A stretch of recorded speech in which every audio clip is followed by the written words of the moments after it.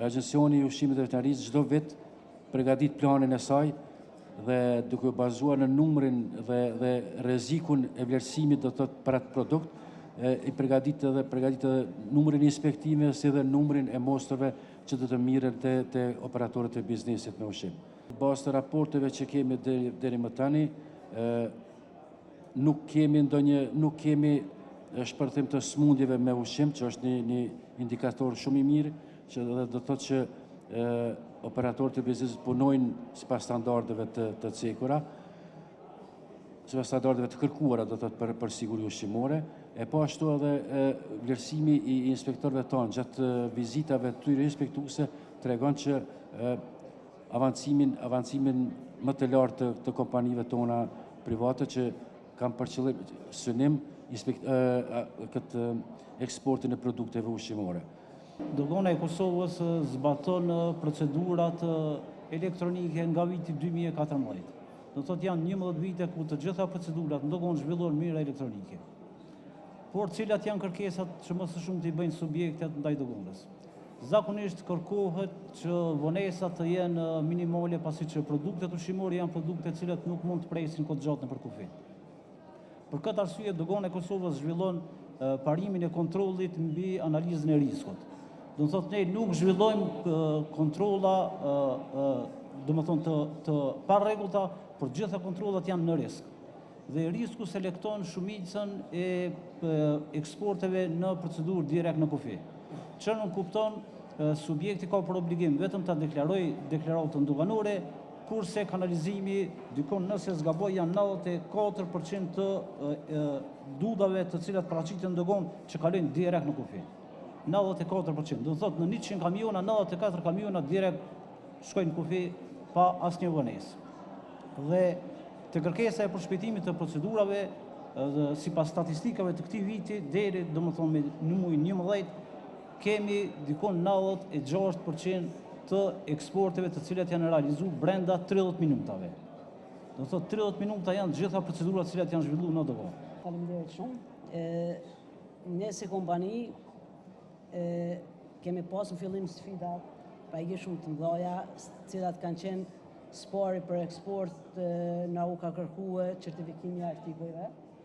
Domethënë edhe kjo është bo me kalimin e kohës, në 2021 jemi certifikuar. Jemi të certifikuar me ISO standarde dhe ASAP. Kjo më njëherë na ka qelë rrugën e eksportit, ku përqendrimi i kompanisë ka kaluar në cilësi të artikujve, që të kemi përqendrimin shumë të madh në cilësi, në ambalazhim, se më njëherë duke më ballafaquar me eksport dhe me tregjet e Evropës.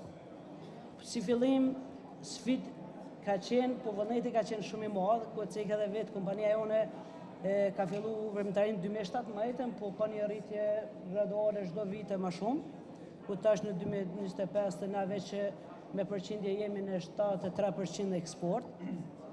Fal bashkëpunimit me avuke, dogana, me të gjitha këto proceset, kolegë në panel që e ceken, të cilat më të vërtet neve na kanë lehtësuar shumë. Po një falemnderim për veçan kisha desht për bashkëdhëtarët, biznesmenet që kemi atje, të cilat janë duke na përkrahur shumë, me artikujt Made in Kosova, ku artikujt Made in Kosova janë duke e fituar reputacionin në vazhdimsinë e tregun e Evropës, edhe ma gjera në vendet skandinave ku jemi. Eksporti për kompaninë tonë kanë qenë kthesa kryesore, më na dërguar në një niveli me një nivel tjetër. Eksporti i parë për kompaninë tonë ka ndodhur në këtë sallë në edicionin e parë të fucit të forumit, që falenderoj shumë. Neve na kanë ndihmuar eksporti më rrit, na kanë ndihmuar eksporti me rrit cilësinë e produktit, paketimin, amballazhin, sidomos nëse targeton kompani serioze për eksport, se edhe eksporti në borët kanë targeton. Një numër i madh i njerëzve mendojnë që inteligjenca artificiale është aplikacion. Pra është një feature, një aplikacion që te e përdor edhe e shfrytëzon për nevoja dhe qëllimet tua. Fatkeqësisht nuk është çajo, është ekonomia e re, është jeta jonë e re dhe është e përfshime në çdo pikë hap të jetës të cilën jena të e bu. Sot AI në ditët në vazhdim, në këtë rast ChatGPT-ja i bën 3 vjet. Paramendoj për 3 vjetë, sa ka ndiku dhe qysh ka ndryshu në të bërim biznes, në komunikim dhe në kesan e tjera për cilëse. Në vitin 2026, ka me u zhvillu tepër ma shumë. Pritet verzioni i ri që del në fund të muajit dhe si pas të gjitha atyne parashikimeve që i ka njoftu këtë rast kompania OpenAI, është që deri sot, inteligjenca artificiale ta ka zavendësu 1 orë, 2 orë, 3 orë punë. Po, në 2026 dhe 27 ka me të zavendësu 1 javë ditë punë angazhim.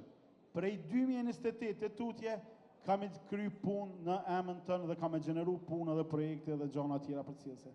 Kosova Women for Women ka mbi 20 vite që punojmë me gratë të cilat kanë potencial për bujqësi, janë në fakt gratë të cilat kanë punu në bujqësi, sepse të gjitha familjet që jetojnë në fshat, dasht e pa dasht merren me bujqësi, por organizata jonë ka fillu me i zhvillu idetë e tyne, me i zhvillu teknikat e reja, edhe me nëzit ndërmarsin të këto gra. Si po shihet ka pas sukses, gratë sot janë shumë ma tepër ndërmarrë, se kështu që pyetja e juaj e parë është, përgjegjja ime në pyetjen e juaj është të besojmë në to dhe t'i shtyjmë. Personalisht mendoj që politika edhe në nivel qendror edhe në nivel lokal, në nivel të komunave, kanë luajtur një rol shumë të madh në zhvillimin e sektorit bujqësisë, por në këtë rast edhe sektorit përpunimit. Derisa Ministria e Bujqësisë nëpërmes 2 programe që ka, programe me grante dhe programe me pagesa direkte, ka avancuar në mënyrë të vazhdueshme dhe ka përkrahur në mënyrë të vazhdueshme farmerët, prodhues të prodhimtarisë primare dhe të përpunimit. Në njëjtën kohë edhe komunat janë duke ndihmuar gjithashtu me politikat e tyre në zhvillimin e bujqësisë. Po besoj që nuk është mirë me lënë anësh edhe përkrahjen e shumë donatorëve të Bashkimit Evropian, projekteve TADES, SIDES e shumë projekteve donatorëve ndryshëm, ku nëpërmes projekteve ndryshme ata kanë treguar shembuj të mirë se si mund të ndikohet në zhvillimin e bujqësisë. Nëse mendojmë çka duhet më ndryshu, ndoshta çka duhet më përshtat këtyre politikave, unë besoj që Ministria e Bujqësisë, sidomos Ministria e Bujqësisë edhe ministri tjera, tani duhet më fokusuar shumë në ndryshimet klimatike, duhet programet e tyre më përshtat komplet në ndryshimet klimatike. Programet e tyre duhet më përshtat shumë në futin e digitalizimit, edhe futin e senzorëve në prodhimtaritë ndryshme, sidomos të përpunimit. Duhet me u fokusu shumë në politika që me angazhu sa ma shumë tritë edhe trejat, sidomos atyre që jetojnë për zonat rurale, sepse po e shihni çdo ditë ma shumë fshatra kanë me të gati zbrazda. Domthonë Ministria duhet me u fokusu shumë në çdo 3 gjëra të cilat janë domosdoshme, janë të kohës, edhe këtë programet e tyre në bashkëpunim me komunat duhet me i fokusu. Faleminderit. Zotri Bonjaku, a mendoni se ka nevojë për një edukim më të specializuar dhe trajnime të avancuara për të mbështetur sektorin e prodhimit që të rritet më tutje? Po, sigurisht që po.